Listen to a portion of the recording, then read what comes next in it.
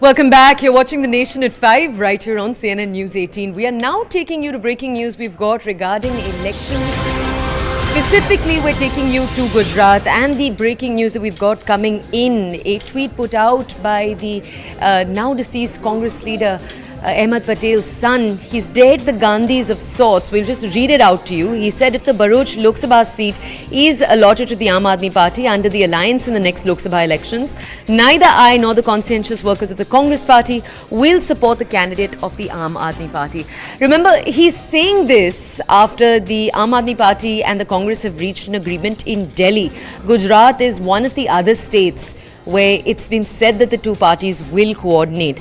This is, I believe, Faisal Patel, the son of the Congress leader Ahmed Patel, who, remember, as we told you, passed away in 2020. Let's go over to our colleague Pallavi to understand more on this entire story. Pallavi, just bring our audience's context about that one Lok Sabha seat in particular, why Faisal Patel has put out this statement, and the larger context here, please. Well, I mean, see, Faisal Patel and if Ahmed Patel actually comes in from Bharuch, that was his area, and both his son and daughter, Faisal Patel and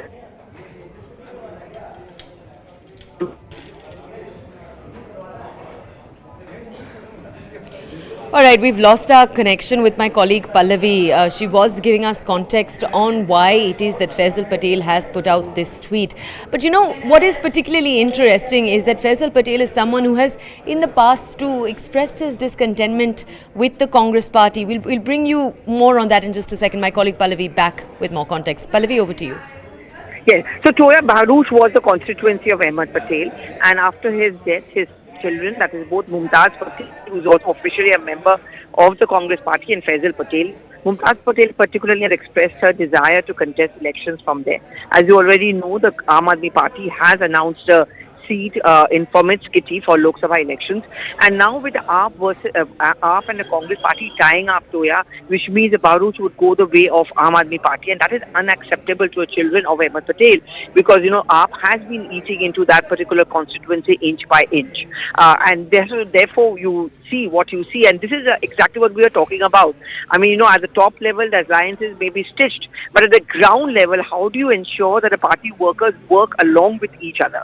And what about the individual ambitions of leaders who belong to that particular area? That's going to be one huge problem, and you just got a small slice of what you've got to just see a small slice of what can go wrong at the ground level.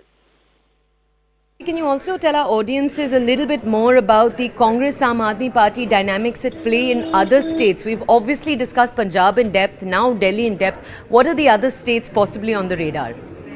You know, Toya, when initially the seat-sharing talks were being mulled and India Front Alliance also had AAP, the feedback which was given to a top leadership was that AAP has always grown at the cost of the Congress party. And in state after state where there's a direct fight between the BJP and the Congress, the entry of AAP as a third party cut into the anti-BJP votes.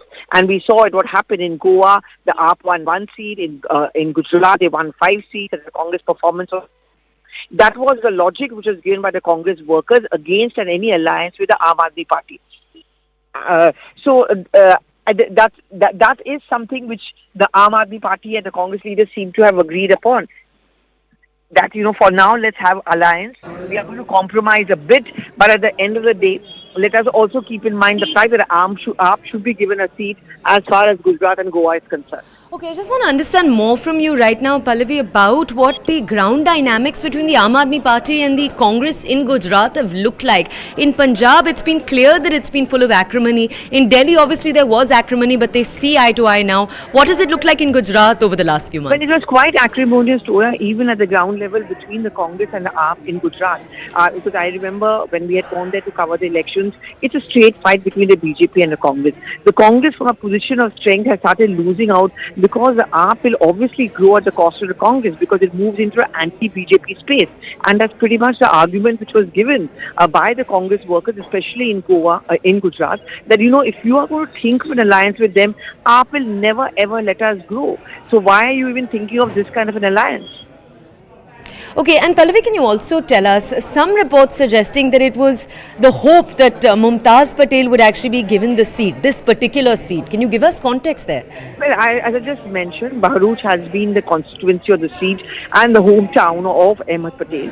And after his death, much of the work was carried out by Mumtaz Patel. Though Faisal Patel has not been that active, but Mumtaz Patel is a part of the Congress party in the sense that she is a primary AICC member, and therefore she was hopeful that she would be given a Lok Sabha seat from there. Now, in case of this alliance which has been stitched up, if there was no alliance, she could have still contested and got a ticket from there. But now clearly, because of the alliance and understanding on Goa, if the AAP doesn't backtrack, then she is the one who loses out on the ticket. And that explains why Faisal Patel, her brother, has come out with this particular tweet. Pallavi, thank you for bringing us the picture on the ground in Gujarat. So we just brought you two very optimistic stories for the INDI, but right now it seems trouble brewing on the horizon, particularly in Gujarat. Okay, we're going to